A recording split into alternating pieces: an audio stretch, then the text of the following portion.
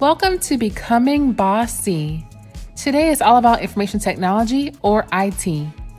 For the purposes of the CIA exam, an IT audit is the examination and evaluation of an organization's IT infrastructure, applications, data use, and management, policies, operational processes, and procedures against authoritative standards. Before we go further, go ahead and like this video and subscribe to the channel because we are about to dive into everything IT. The first topic is change control. Change control is related to configuration management. It is the process of controlling modifications to hardware, software, and documentation to protect the information system against improper modification prior to, during, and after system implementation. Information security management documents proposed changes to the information system by submitting a change request, and then obtains required approvals prior to planning, testing, and releasing software changes. After approvals are obtained, management plans for changes, tests the changes, and releases software changes from the testing environment into production. Practice question number 1. Which of the following is the correct sequence of steps to be followed in an application software change control process? 1. Test the changes. 2. Initiate change request. 3. Plan for changes. Or 4. Release software changes. So we're looking at the correct sequence, trying to figure out which option gives us the correct sequence. I'll give you a few seconds. While you're thinking, think about the priority level and hierarchy in decision making. Do we normally make changes to a system before obtaining approvals or before even planning for those changes? So, C is correct because any application software change must first start with a change request from a functional user. Then an IT person can plan, then test, and then release the change after approval by a functional user. All other sequences are incorrect. Comment below, I will conquer domain 3. And while you're doing that, subscribe for more lectures and practice questions. Also, turn on your notifications. The next topic is software configuration management. The 3 essential features of configuration management include stability, traceability, and repeatability. Stability means that a system will not crash or fail, and even if it does fail, it will still be in a known, secure state. Traceability means that change activities can be followed from system development all the way through system implementation and all the way through system maintenance, from beginning to end. Repeatability is the ability to reproduce any version of the software at any time. Configuration management answers 2 questions. Number 1, what constitutes a software product at any point in time? And number 2, what changes have been made to the software? Practice question number 2. Software configuration management should primarily address which of the following questions? A. How does software evolve during system development? B. How does software evolve during system maintenance? C. What constitutes a software product at any point in time? Or D. How is a software product planned? Now, I'll give you a few seconds to figure out what you think the correct answer is. And if you need to pause this video, go ahead and do so. C is correct. Software configuration management is a discipline for managing the evolution of computer products during the initial stages of development and through maintenance and final product termination.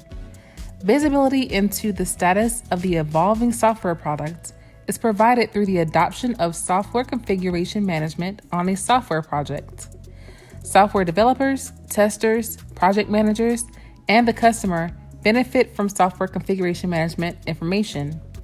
It answers questions like, remember what I said earlier? What constitutes the software product at any point in time? and what changes have been made to the software product.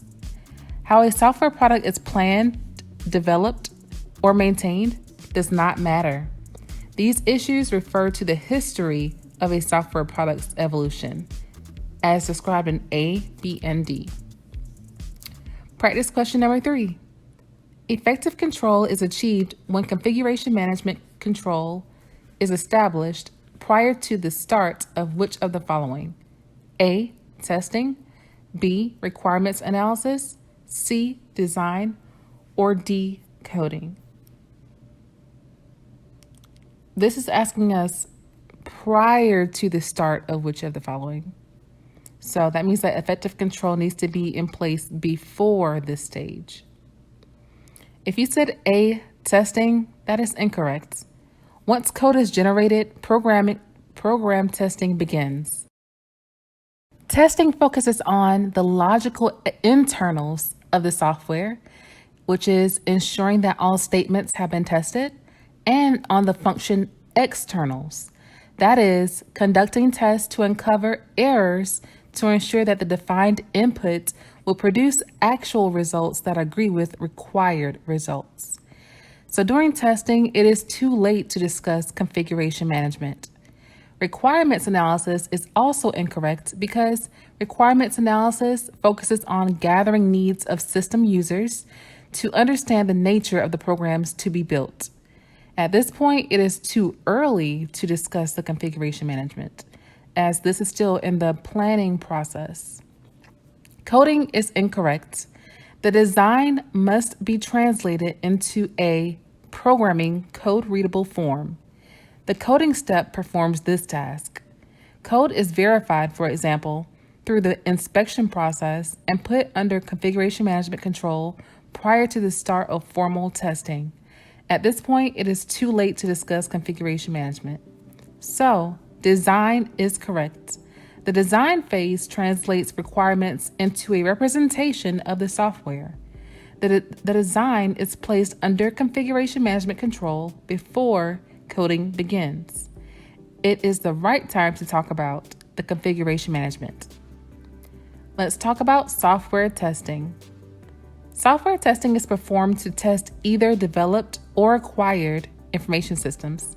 Testing is essential to ensure that security-related functions and business-related functions work correctly. There are 4 general testing methods. They are black box testing, gray box testing, white box testing, and independent testing.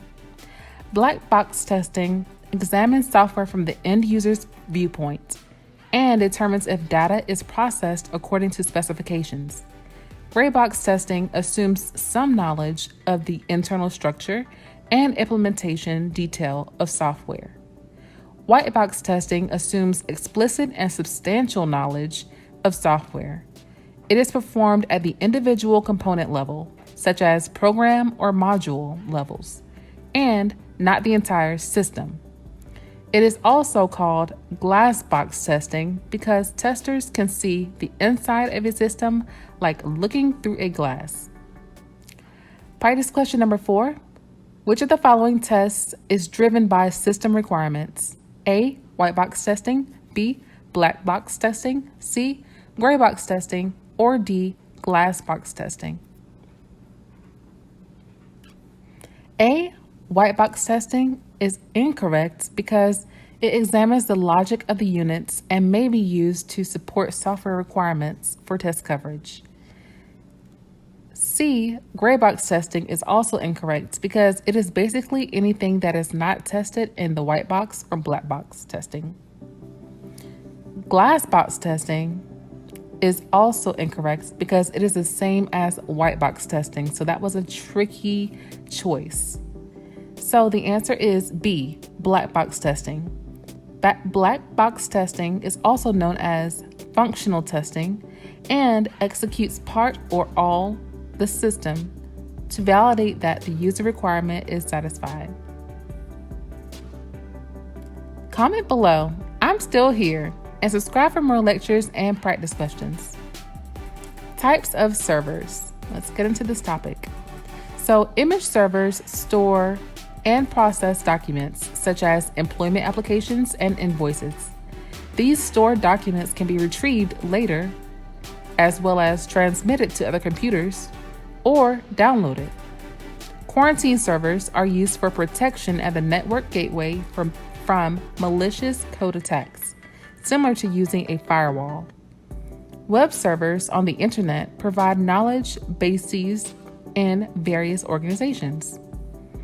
These servers are connected through hyperlinks and provide a global interconnected document of knowledge bases. Mail servers are a part of a network, acting as the email drop for a set of users. All emails are routed to this server. Practice question number 5. Which of the following server types is used for protection from malicious code attacks at the network gateway? A web server, B, a mail server, C, an image server, or D, a quarantine server? The correct answer is a quarantine server. A quarantine server is used for protection from malicious code attacks at the network gateway. A common technique applied in protecting networks is to use a firewall. In this technique, if a user attempts to retrieve an infected program, it is stopped at the quarantine server before it reaches individual workstations. The other options are just types of servers and do not offer protection from attacks. Practice question number 6. Which of the following information technology contingency solutions for servers minimizes the recovery time window? A, disk replication, B, load balancing, C, electronic vaulting, or D, remote journaling? B, load balancing is incorrect because it increases server and application system availability. C, electronic vaulting is also incorrect because it provides additional data backup capabilities with backups made to remote tape or disk drives over communication links. Remote journaling, D, provides additional data backup capabilities with backups made to remote tape or disk drives over communication links. So this option is incorrect. If you said A, disk replication, you are correct. With disk replication, recovery windows are minimized because data within a system is written to 2 different disks to ensure that 2 valid copies of the data are always available. So the 2 disks are called the protected server or the main server, and the replicating server is also called the backup server. All right, practice question number 7. Contingency plans for information technology operations should include appropriate backup agreements. Which of the following arrangements would be considered too vendor dependent when vital operations require almost immediate availability of computer resources? A cold site and hot site combination arrangement, B, a cold site, C, a hot site, or D, using excess capacity at another data center within the organization? Choice A is incorrect because the combination of a cold site and hot site allows the hot site to be used until the cold site is prepared and is not too vendor dependent. Remember, this question is asking us which of the following arrangements would be considered too vendor dependent. Choice C, a hot site, is incorrect because a hot site has all needed assets in place and is not vendor dependent. Choice D is incorrect because excess capacity would ensure that needed assets are available and would not be vendor dependent. So B, a cold site, is correct because it has all the necessary assets in place except the needed computer equipment, and it is very vendor dependent for timely delivery of equipment. Comment below if you're still here. I will pass CIA exam part 3, and go ahead and like this video. So comment, I will pass CIA exam part 3. Practice question number 8. From an operations viewpoint, the first step in contingency planning is to perform A, documentation backup, B, application software backup, C, hardware backup, or D, operating system software backup.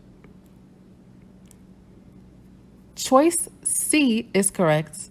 Hardware backup is the first step in contingency planning.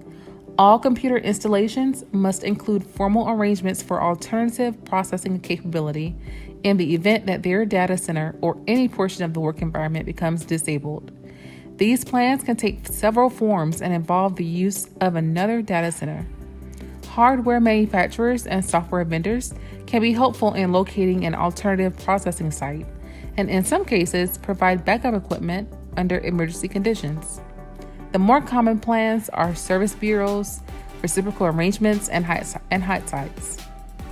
After hardware is backed up, then operating system software is backed up next, followed by application software backup, and then documentation backup. Practice question number 9. The primary contingency strategy for application systems and data is regular backup and secure offsite storage. From an operations viewpoint, which of the following decisions is least important to address?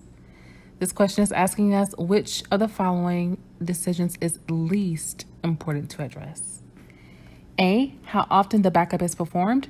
B, how often the backup is stored off-site. C, how often the backup is transported. Or D, how often the backup is used. I'll give you a few seconds. You can also click pause if you want more time to think about this question. D is correct. Normally, the primary contingency strategy for applications and data is regular backup and secure offsite storage. Important decisions to be addressed include how often the backup is performed, how often it is stored off-site, and how it is transported to storage to an alternative processing site or to support the resumption of normal operations. How often the backup is used is not relevant because it is hoped that a backup is never used and that nothing will never, ever go wrong. All right, practice question number 10. Media sanitization activity is usually most intense during which of the following phases of the system development lifecycle?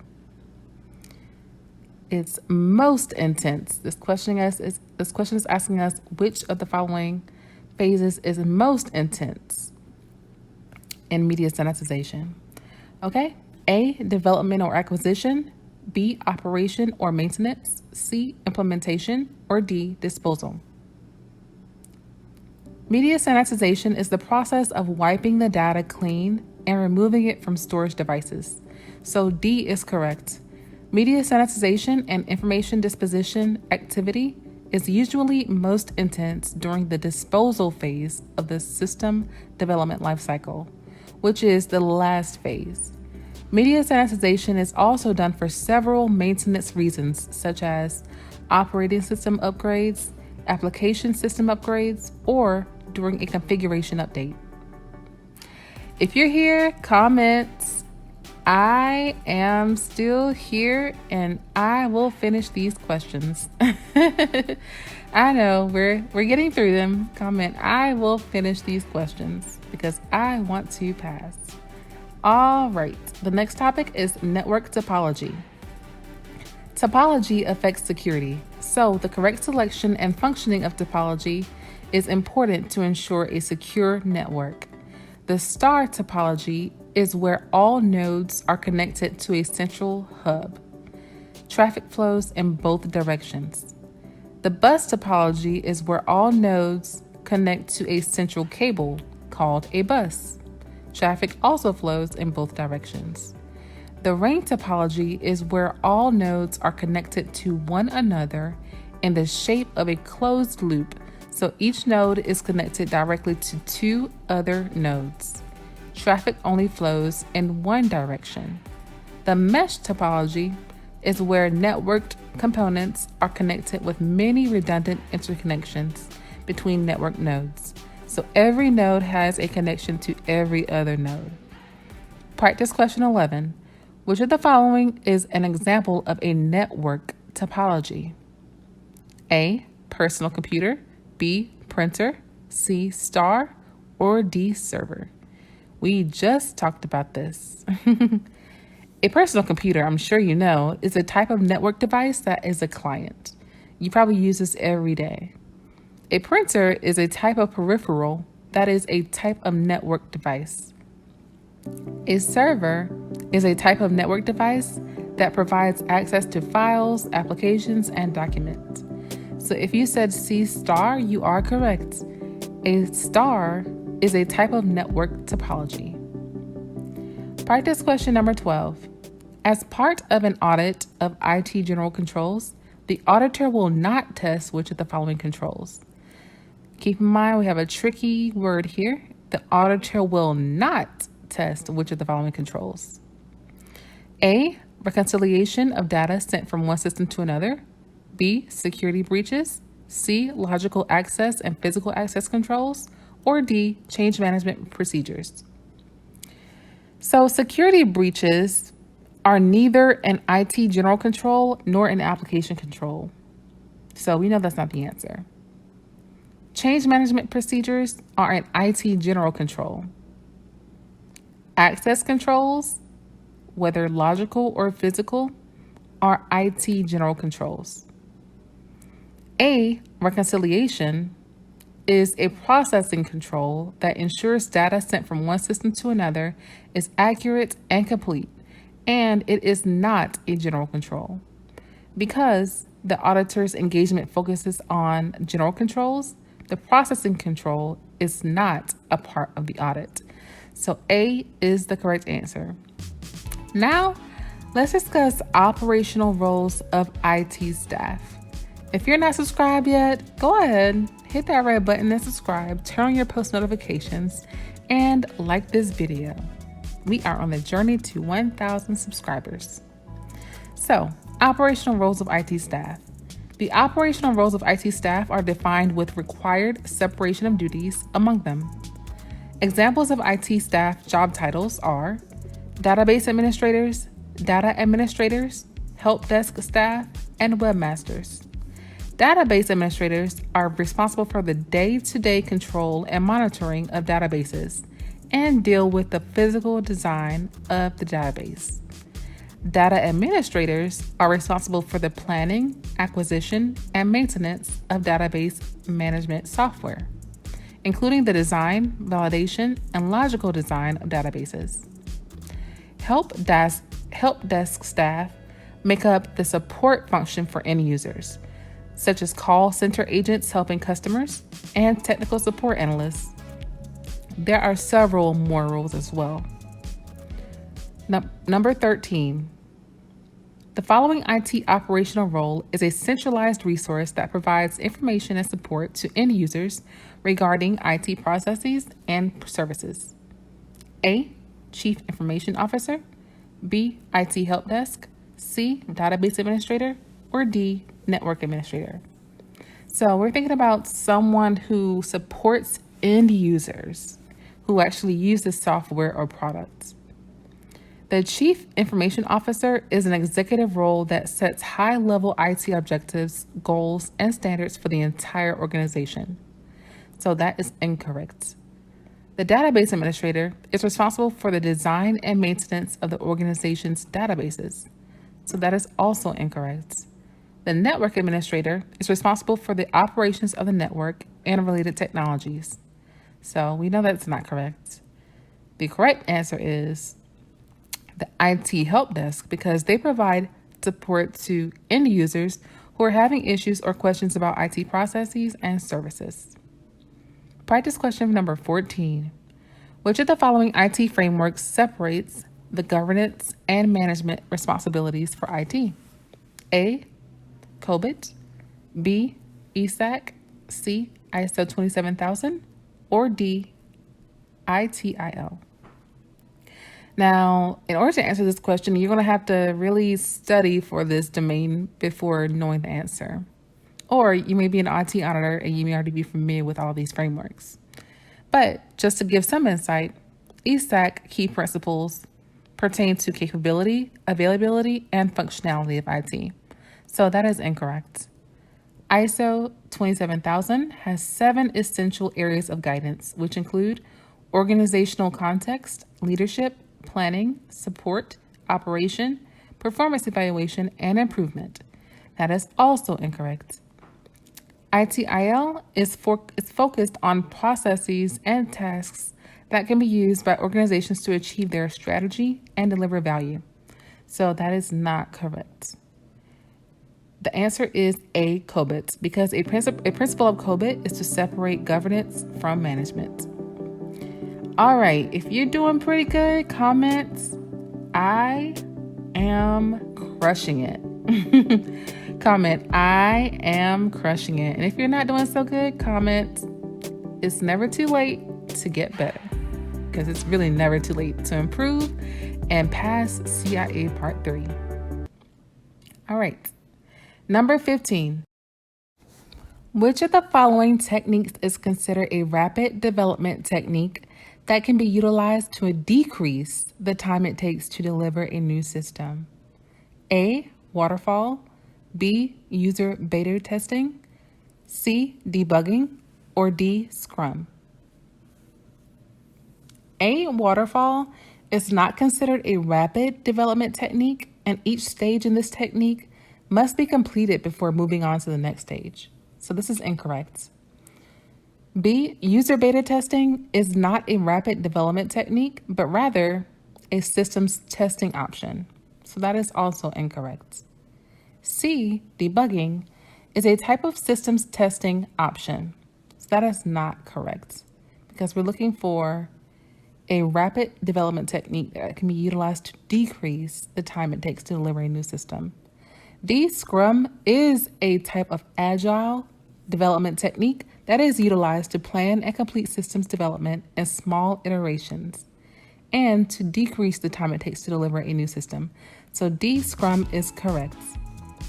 Now let's discuss some database terms. There are so many, but we're just going to talk about a few.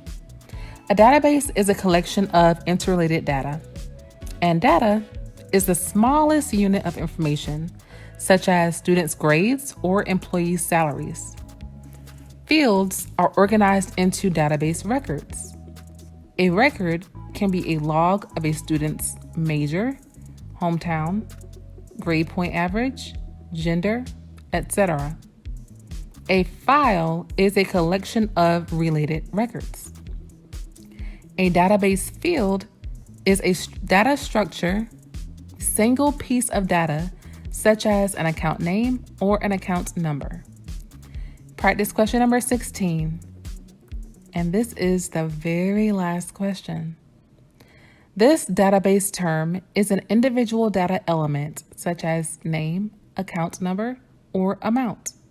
A, metadata, B, data dictionary, C, field, or D, schema. A, metadata, is the data in the database, so that is incorrect. B, data dictionary, consists of a database contents or database contents such as fields, formats, objects, structures, data elements, and metadata. So that is also incorrect. D, schema, is the term for the rules for a database, so we know that is not the answer. C, field, is the database term for an individual data element, so that is correct. All right, we made it, you all. If you're still here and you answered all 16 questions, comment below. I made it. Whew. I'm so happy for you, and I know that this will help you pass CIA Exam Part 3. Thank you for watching, and good luck on your pursuit to become a Certified Internal Auditor. If you made it to the end, please like this video, comment, and subscribe to the channel. We are on the journey to 1,000 subscribers, so you can help us get there. If you're a returning subscriber, thank you for staying tuned and for watching.